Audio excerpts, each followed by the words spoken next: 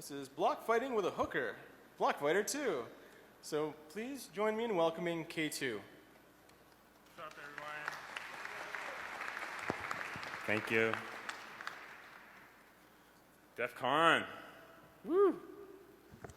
Thanks, everyone, for coming. Everyone watching on DEF CON TV, I hope it's been a good time.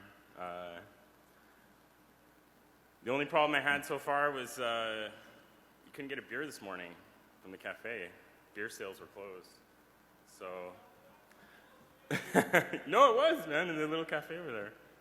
But luckily, I don't know, I mean, maybe sort of luckily, my ex-wife is on the way over to give me a beer. Pretty lucky that kept it cool. Anyhow, enough of the drama and non-technical talk, I guess, but thanks again, everyone. You know, so this talk is going to kind of cover a bunch of different things in sort of a exception-based hooking technique. It's using capstone under the covers in various places, but I just committed the code. Oh, I thought this slide had the like GitHub on it. Let me go to the next one. So the neat thing about this hooking technique really is, in a nutshell, you know, tracing's great.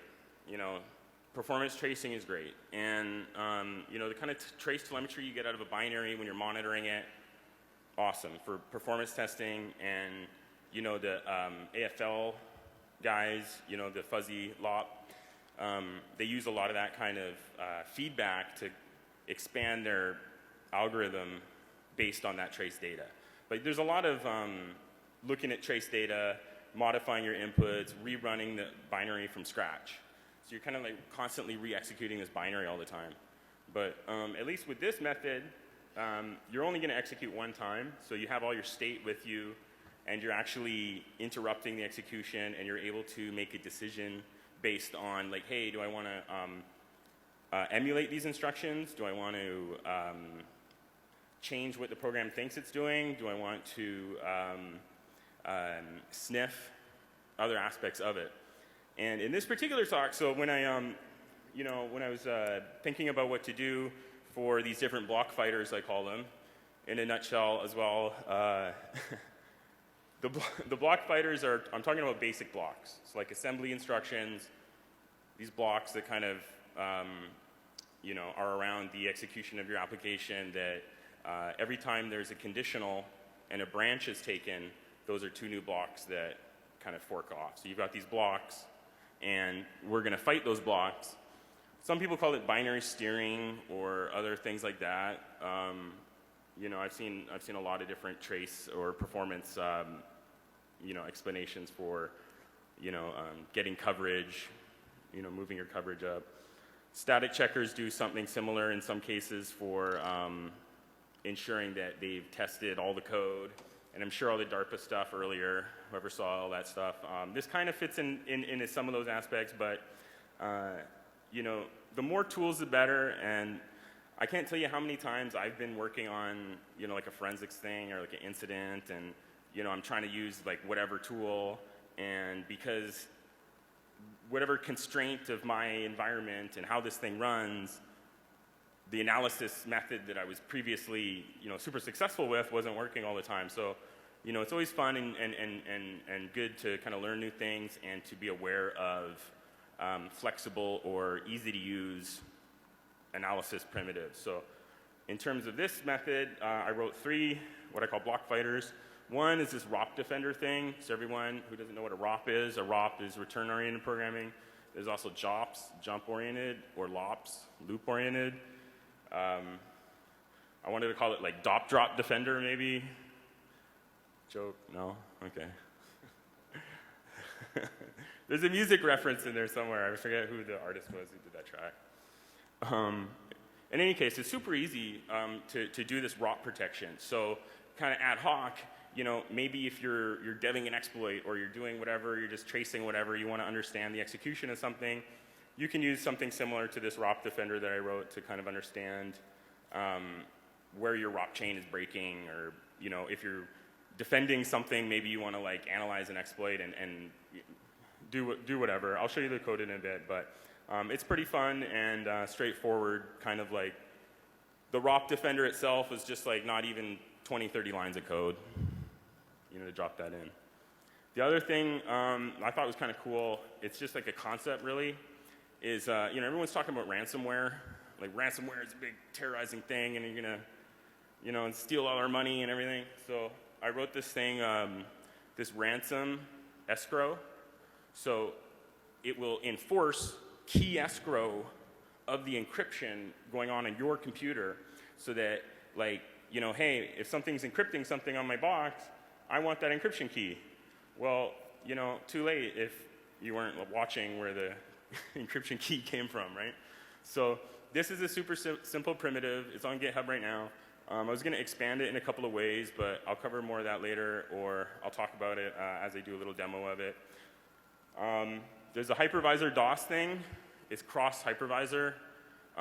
This is just something that came up while I was writing this tool, and I was like, hey, my friend was like, actually Rich in Seattle, he's doing another trace tool. It's very cool, run speed tracer. I've got a reference to it in here. He was doing this other tool. He's like, hey, man, why don't you do this in the cloud? I was like, yeah, OK, that's cool. Because the technique he was using couldn't work in the cloud because he was using these low-level performance tuning Intel features that aren't exposed to the hypervisor or whatever. So anyhow, the stuff in here in ATracing is not as new, right? It's not like super bleeding edge. So there is kind of like sort of support for it in the hypervisors. Unfortunately, though, they all break. Well, except for, actually, I got to take that back. The only hypervisor that has not fallen to its knees trying to execute this code is VirtualBox. So thanks, VirtualBox. I tend to, you know, they're kind of like a whipping boy sometimes, but, you know, hey, got this one. Oh, yeah, and there's some graphing stuff I did. If anyone's interested in graphing, I saw a lot of cool graphing stuff with these DARPA computers. I wanted to do this like 3D thing in the future. If you're into graphing and like computer visualization of code execution, let me know. I got some ideas I want to shoot around. OK, yeah, hey. Whoops, I must have been just talking all over the place. But hooking, tracing. So tracing again, what's executing? The hooking, I want to modify it, right? Pretty simple, straightforward. We're going to talk about some various frustrations and hurdles, like the hypervisor DOS. That was kind of a frustration. I really wanted this to go cloud scale, you know. But hey, maybe eventually when they get fixed, or who knows. And then also symbol support. I was going to have that in. I kind of backed it out because symbol handling is kind of a pain. Talk about that later. These are some other tools. Oh yeah, here's the GitHub. If you want to check it out, that's my GitHub. K2. Really short GitHub username. Should be easy to remember. ATracing, this other one, is the one we're talking about today. Invertero was the thing I did. Started a couple years ago, DEF CON 22. It's like a nested virtualization memory, like recursive physical to virtual extraction thing. It's kind of neat. Oh yeah, anyone want to drop the code? Let me know if I forgot something. The good thing about what we've got here is it runs on bare metal really nice. It can run on a hypervisor. Probably VirtualBox is your best bet. And we're trying to do this binary steering thing. And what that means is, like, there are some things I have to do. Like, we have to reset the flags because the way this exception management works is the flags is reset every time in a different trap handler, like from the kernel when it calls us. So we got to like set that. So, you know, if we see the binary looking for that flag set or unset, we need to either emulate that instruction or handle it in some way to neutralize it from detecting us. It's kind of like a classic sandbox problem. This might be kind of like a loose sandbox for all intents and purposes. There's obviously a lot of issues fighting code in your own address space. However, we are guaranteed certain things being in the exception handling path, you know, in terms of state being synchronous. So again, yeah, there's some other DBI stuff. It's pretty cool. Totally want to check it out in the future. Some dreams for this stuff, lots more block fighters, fun little ideas. They're pretty straightforward to bang out. I mean, I did the ROP one in like 20 lines. I did the key escrow thing and, and the key escrow is a generic hooker for any function pre-post condition, which is great. The performance is kind of ranging. Slicing is your friend, and what that means is figuring out how to confine what you're looking at and not executing a bunch of random other stuff which you don't care about, right? So discounting stuff that you don't want to look at and figuring out what you want to look at, more or less. Water up here. Anyway, I do this on Windows X64, Windows 10. Other versions, your mileage may vary. This guy, Ferno, sorry if I'm bastardizing that thing, on the x86 ESM-net board from years ago, kind of reversed this technique and found it. And then, so you can check that out. And then this other guy, LaughFool, showed me this other zip that you can do to patch and help make it work better on other versions of Windows. But thanks to those guys. Back in DEF CON 15, here's a paper, they're talking about covert debugging. Well, in a sense, this EhTrace stuff is sort of like an in-proc debugger. So all of our debugging happens in-proc in the same address space as what you're looking at. What makes it nice is that you don't have to use base pointers all the time. So like if you're logging the payload for the function call to this thing you want to look at, well, I don't have to rebase my pointer addresses because I'm in a different process and everything's mapped weirdly, and randomization of addresses is all the rage now. So by being in the address space of that process, you don't have to do like a lot of, I mean, it's not that hard, but in a sense, it just makes it super easy and straightforward to code naturally. Oh, thanks. Thanks, Allison. I like that. Thank you. She brought the beer. Woohoo! Wow. Cottonmouth. Oh yeah, some modern stuff. This Triton library from Quark's lab, this thing is super cool. If anyone's looked at it, this is like kind of like one of those ideal designs for DBI frameworks. It's got all these components to it.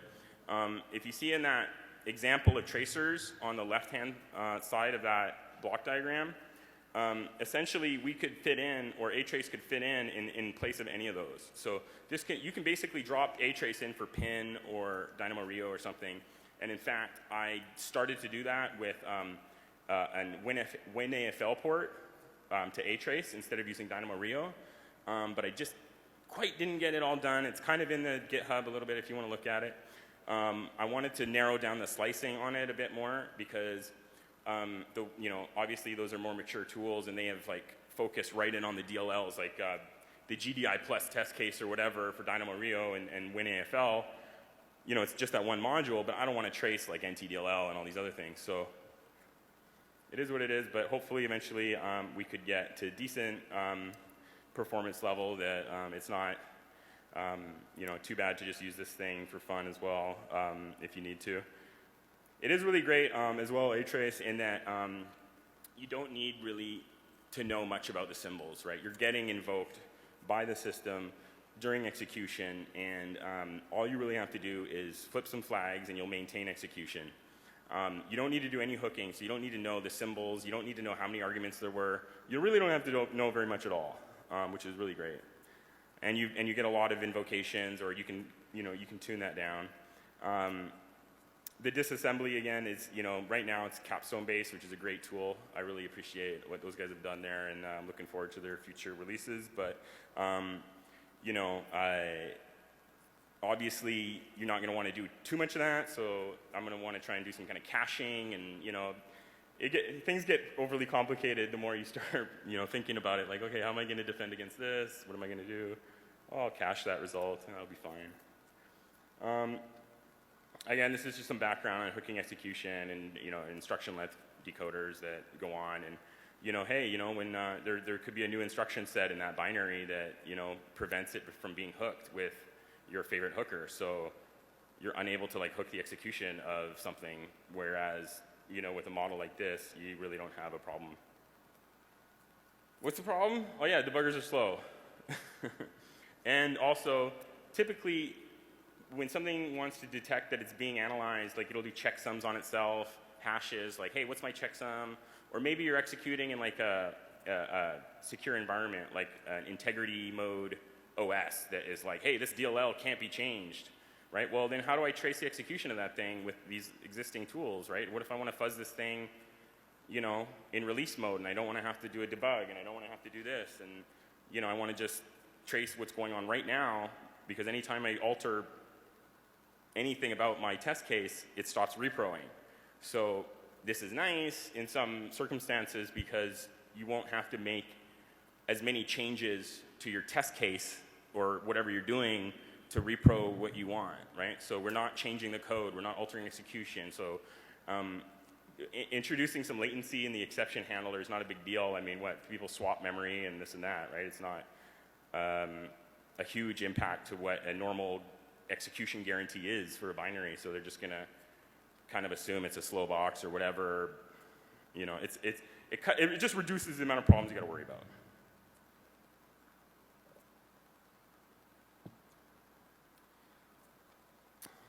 So these are some of the different things, some of the micro benchmarking. Total worst case scenario was 1,000%. So, sounds slow. But if you slice it up and you're able to have good checkpoints of where you want to enable and disable tracing, it's as low as 25%, right? It's just kind of, you know, it's impossible to have like the one method that does everything all the time. But, you know, hey, and then, you know, if we do some caching of inputs and we do understand the slicing of this binary and the, you know, we can understand, like, okay, at this point it's doing X, so we could just time warp, you know, or fast forward the state of execution to like this other checkpoint and skip something that might have been, you know, not really to worry about.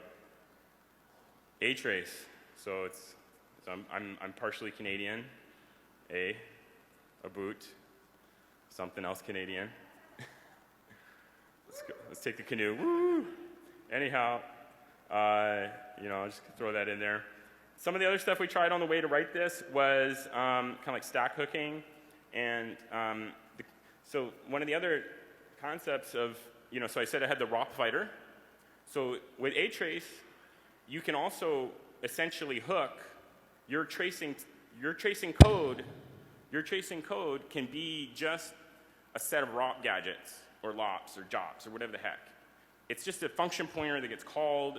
Since you're not making any changes to these binaries, you're actually just getting like inserted into the stack, and you can manipulate the execution without worrying about introducing unsigned code and these kind of issues, or you know, whatever else it might be. So it's kind of fun from that aspect as well. And if you want to go ahead and bang out like you know, a crazy, you know, backdoor or whatever else, you know, hey, there's some ROT backdoors or ROT malware I've seen floating around. Or if you want to trace those things, you can use this as well. It's kind of fun. It's very flexible. So I guess one of the ideas is anytime you make like an offensive thing, you always got to remember to pair it with like a countermeasure. So there's a lot of like measures and countermeasures in analyzing stuff, right? Like, okay, well, you know, I'm going to analyze it by extracting the state, you know, whenever it crosses the kernel. But then, oh, okay, well, it repairs itself before it calls the kernel, make it look normal, right? So it falls within these normalized assumptions. You know, who knows, right? There could be a lot of different ways to counteract or act, you know, when you're talking about trying to understand this like huge amount of state and this huge amount of moving parts in binary execution. And I guess as we get to the demo, the hypervisor thing, that's kind of like an explanation of why all these hypervisors are DOSed from this thing. It's like, well, there's a lot of state moving around, and no one's hit this path before, and it's really expensive, and it doesn't matter how many CPU cores you have, it'll just take you down if you're not efficient overall. So anyhow, yeah, the stack hooking, in the end, I might do some kind of hybrid technique, because if I'm hooking the stack directly, by theoretically trapping it in an exception, manipulating the stack, and then executing. I'm thinking about using that as a mechanism to turn this on and off dynamically. So obviously that'd be a lot faster to kind of, trim down your exception handling. This is how it works, super easy. This DR7 thing, this is like, I guess, a backdoor that Fenro found. So this is typically not a register that you can affect from user space. This is like a kernel-only thing. The debug MSR right there. So this DR7 actually weaves its way back into the debug MSR, and that's why if you don't have Windows 10, so this works great in Windows 10. Other people have gotten varying reports. But if you're not using Windows 10, like 2008 or whatever it is, you got to go to /debug, and then I do the MSR write for you, but you don't need to, right? So when I do the demo here, it'll just be user space. You'll even see the warning, hey, this thing didn't work, and it obviously does. So the ROP hook idea, it's kind of fun. What else is it good for? Basic block, coverage, back into DVI. Try not to emulate too much.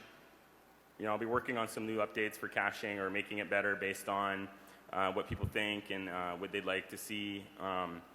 It infuriates me to no end every time I go to get my favorite tracing tool when it doesn't have the capability to trace the version of the OS I'm using, and I got to do the symbol thing or manually edit. There's a lot of times there's like so much rigmarole just to start doing what you want to do with certain types of hooking. Having the flexibility to use this technique has really helped me out in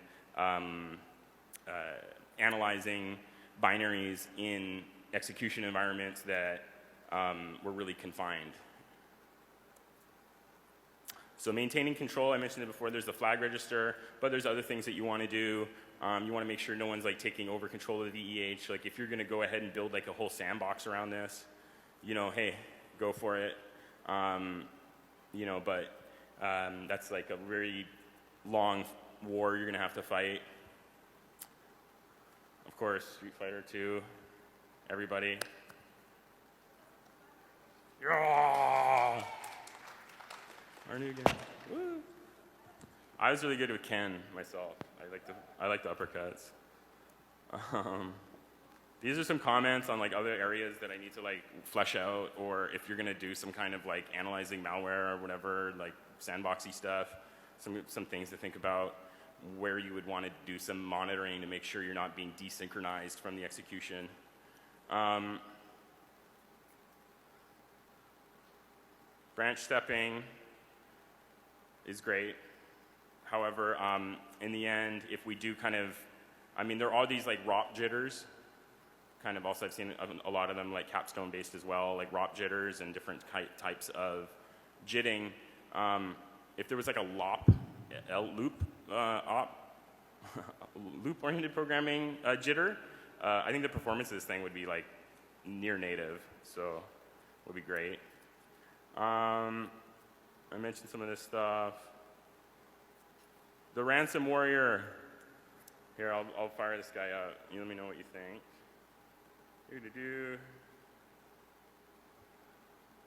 Okay. Oh, my projector is not. Hold on. Let me kill Outlook here for a sec. Whoops.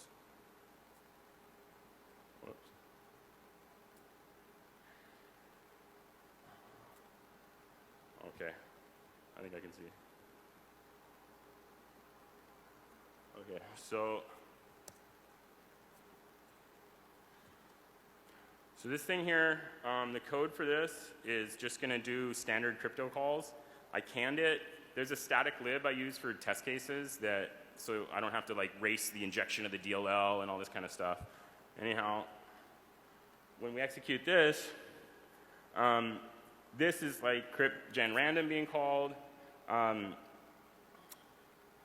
This is the data that was actually exfilled in ATracing through the exception monitoring of the execution, through the code analysis, or block analysis rather.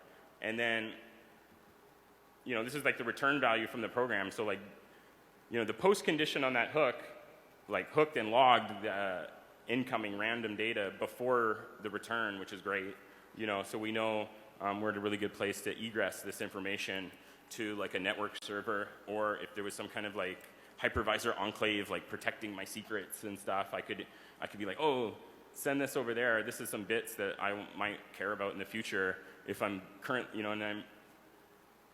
I'm going to get ransomwared, I could unwind that spool of bits and say, hey, are any of these used in my crypto key?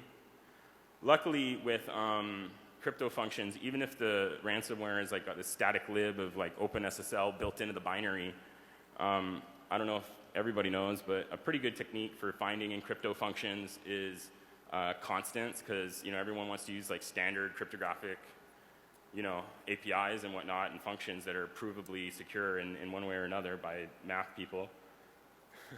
So even the bad guys want that, so they're not going to be shipping their own stuff. So if we're able to raise the bar in monitoring the crypto and monitoring the execution of anything that's going to try to do any kind of crypto op on your box, well then, hey, now they're going to have to either roll their own or, which will probably be something that'll be crackable, give us some lead time to get everybody, just saving all their data in the cloud, right?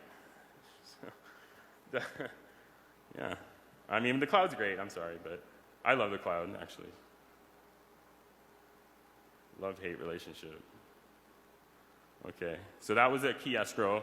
Now the ROP stuff is super straightforward. I'm just going to show the code. It's in here.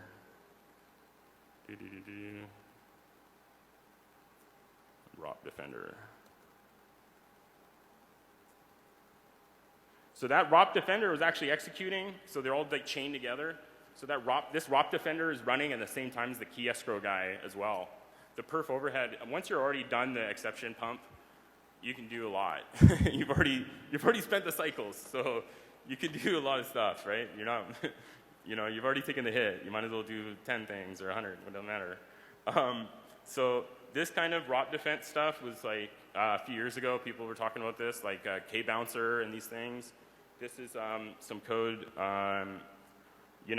lots of people had like, hey, let's pair these things up, right? If you're doing a RET, there better be a call instruction that's paired with that RET, or else it's invalid, so let's reduce the gadget space.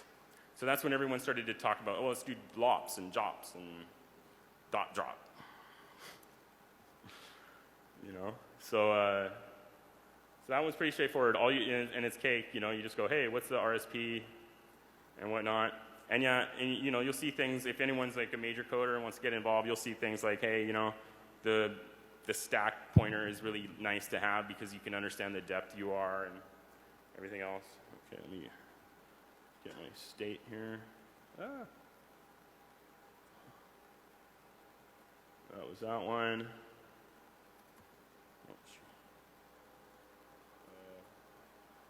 Hold on.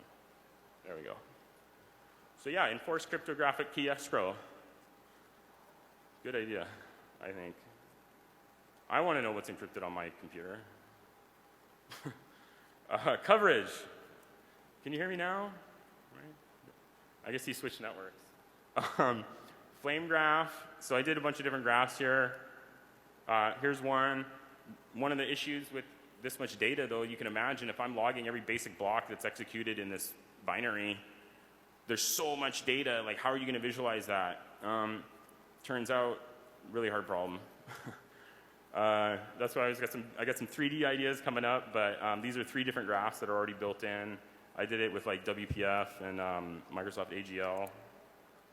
I actually got a bug on the MSAGL guys. As soon as that comes in, there's going to be a much cooler graph, which is called a graph map, and it's all navigatable and expandable, and you click on this block, and it'll be like, like a spider web kind of blowing up. It's kind of nice. But they depend on this like janky EDU like university guy thing that's like hasn't been updated in like 15 years, and they're just like, just wait, it's almost fixed. I'm like, okay, thanks for making it free. Oh yeah, here we go. So this is a flame graph. So all of these graphs are actually generated with just the stock data that's logged in the logging function, which is just, you know, it's a fairly limited amount of bits. It's about 128 bits per block.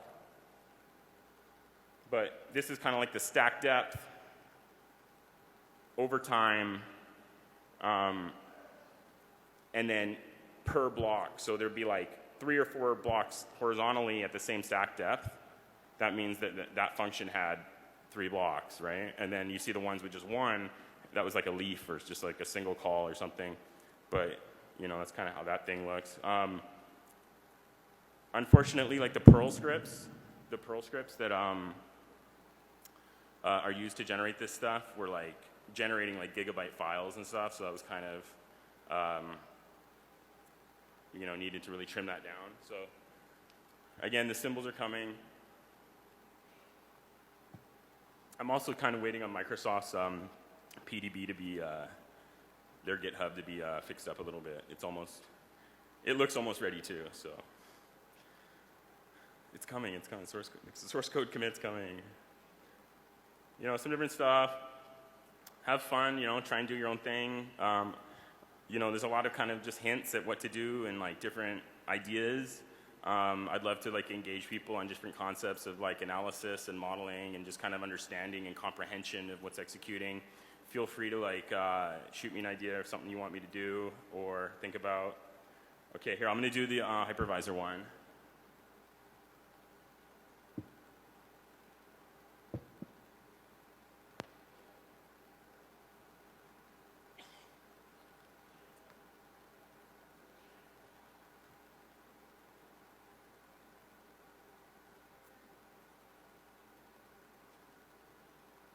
Could I get the thing reset?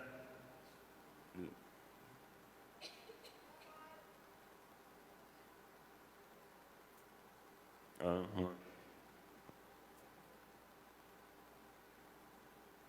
Okay, cool. This APrep here, this exe is like from the repro, and I committed this stuff before I realized the effect of it or how far wide-reaching it was. So, you know, one thing, like if your code, like, you know, I've been kind of jumping back and forth between the good and the bad and the evil versus good a little bit here, code versus code or, you know, whatever, us against the robots or something. This code here, you know, so frequently if you're in a hypervisor, you're not going to want to execute maybe, or if you're being virtualized or emulated, you don't want to execute necessarily.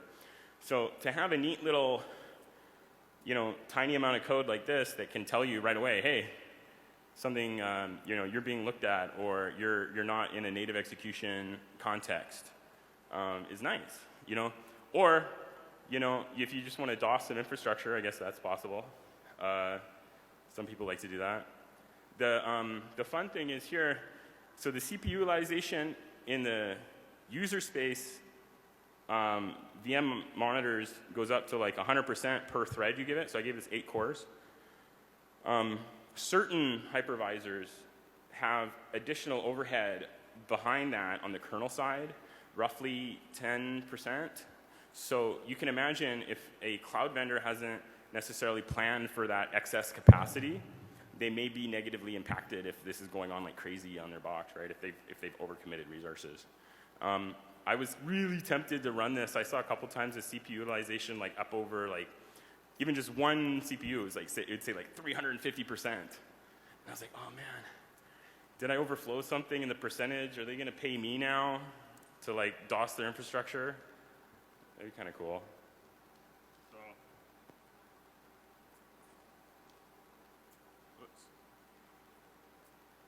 So the CPU there is at 12.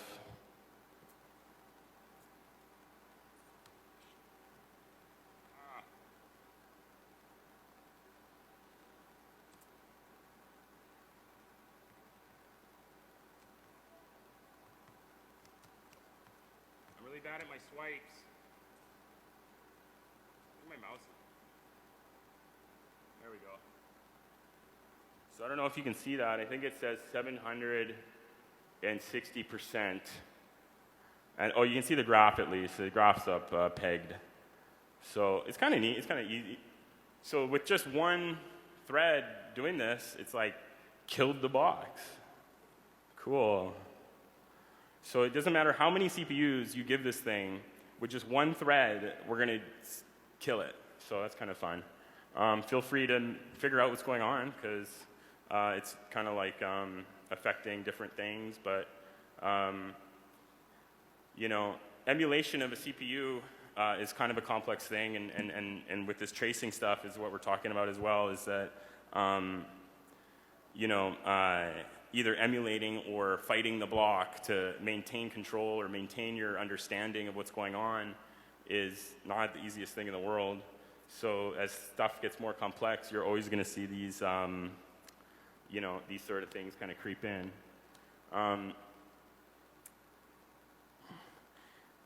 Basically, if anyone has any questions, probably wrap up pretty quick here and talk about it, or see any of the other artifacts we're doing.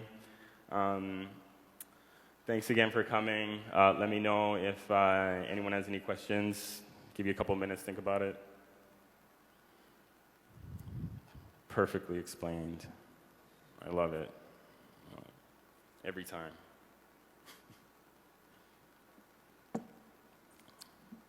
Oh yeah, hey. Sure, dude.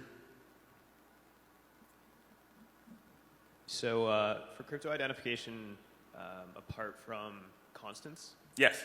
have you looked at identifying blocks of code? So say, like, if I look at the disassembly of an RC4 function, or well, leading up to an RC4, you see the key stream generation stuff. Like, have you looked at how you'd be able to identify those in line? You know, well, the cool thing is, if you're doing the logging, you have this like block level telemetry coming from the app. So you could do some post processing, like some of the perf guys do, with feeding the, you know, an understanding. But you know, that might slow it down a lot at runtime, because I mean, with like RC4, it's kind of like a simple set of operations, right? Like it's not like overly complex. You can like mask those pretty easily. But in terms of like what the RC4 is using for its, you know, basis, you know, vis-a-vis what is the key that it's using, the input, you know, if it's not able to access random, you know, if we remove its entropy sources, then it's maybe not as important to know that per se, because then we can understand, hey, this thing, it has a limited set of keys now, right? Its possible outputs is X, you know? So yeah, something like RC4 will be a little bit tough, but you know, maybe you could do it with some of the graph detection. But in the end, hopefully, by understanding the inputs and reducing the entropy, I hope to be sufficient in some ways. You know. Cool. Thanks. Cool. Thanks. Good question. Thanks.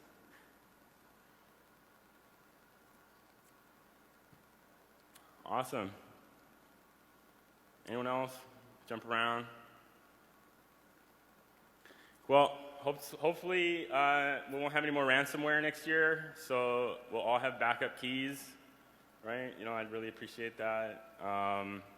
Or insurance, I guess. Cool. Thanks again, guys.